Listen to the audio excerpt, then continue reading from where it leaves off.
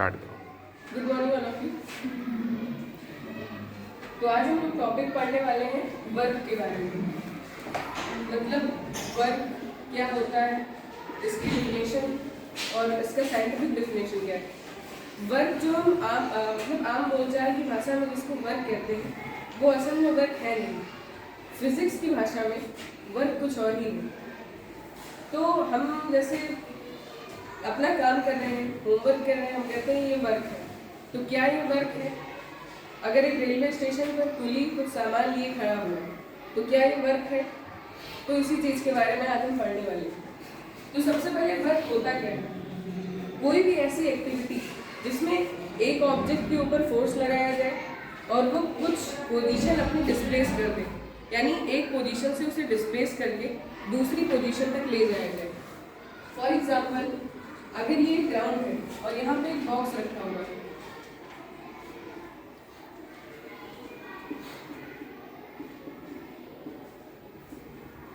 अगर इस ऑब्जेक्ट पर फोर्स लगाया गया है F और इसने अपनी पोजीशन को डिस्प्लेस कर दिया इसी डायरेक्शन में, जिसको हम S से डिनोट करते हैं, तो यहाँ पे इस कंडीशन में वर्क इस ऑब्जेक्ट पर किया गया है और ये उसी डायरेक्शन में कुछ डिस्टेंस पर ये मतलब इसने कुछ डिस्टेंस भी कवर किया, तो इसी को कहते हैं वर्क फिजिक्स की लैंग्वेज में।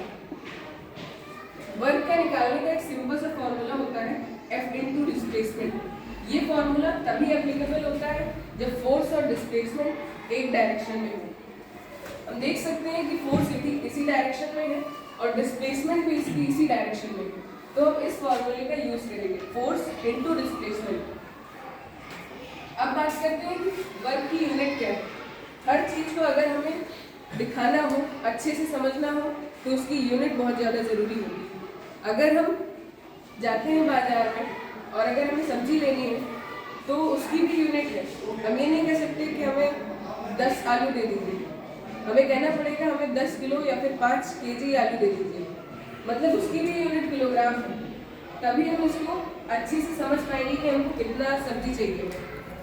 तो वर्क की भी एक यूनिट है, एक एसआई यूनिट होती है, जिसका फुल फॉर्म होता है इंटरनेशनल सिस्टम। इंटरनेशनल सिस्टम में जो वर्क की यूनिट है वो न्यूटन मीटर है। न्यूटन मीटर, इसको हम सिंपली निकाल भी सकते हैं। अगर हमें फॉर्मूला पता है तो इस पर इसकी यूनिट को अगर हम रखते चले जाएं, तो जो वर्क की यूनिट है वो निकल कर आ जाएगी। हम जानते हैं कि फोर्स की जो यूनिट है वो न्यूटन होती है और डिस्प्लेसमेंट की यूनिट मीटर होती है, तो इन दोनों का जो प्रोडक्ट है वो न्यूटन मीटर आएगा। इसी न्यूटन मीटर को हम जूल भी कहते हैं। ये यूनिट है वर्क। अब वर्क का एक फॉर्मूला तो ये हो गया F इनटू S। अब एक उसका दूसरा फॉर्मूला भी होता है फोर्स। वर्क का एक दूसरा फॉर्मूला होता है Fs cos थीटा। अब ये क्या है और ये आया कहाँ से? मैंने बताया Fs, हम वर्क का फॉर्मूला F इनटू S तभी लेंगे जब फोर्स और डिस्प्लेसमेंट एक डायरेक्शन में होंगे, लेकिन इस कंडीशन में कुछ अलग होता है। मान लीजिए इस बॉक्स को अगर एक लड़का है जो एक कार को एक रस्सी उसमें बांधता है और खींचता है इसको सिंपली, तो अगर उसने रस्सी इस डायरेक्शन में बांधी है यानी फोर्स इस डायरेक्शन में लगेगा, लेकिन जो डिस्प्लेसमेंट होगी वो हॉरिजॉन्टली होगी यानी ग्राउंड पर। यानी कि फोर्स और डिस्प्लेसमेंट के बीच यहाँ पे एक एंगल बना है जिसको हम थीटा से डिनोट करते हैं। यानी कि यहाँ पे तो हमने देखा कि फोर्स और डिस्प्लेसमेंट एक ही डायरेक्शन में है, लेकिन फोर्स इस कंडीशन में इस डायरेक्शन में है और डिस्प्लेसमेंट इस डायरेक्शन में है। तो अब यहाँ पे वर्क कैसे निकलेगा? यहाँ पे वर्क हम इस फॉर्मूले के बेसिस पर निकालेंगे Fs cos थीटा। अब देखते हैं आया कहाँ से। तो मान लीजिए ये फोर्स है,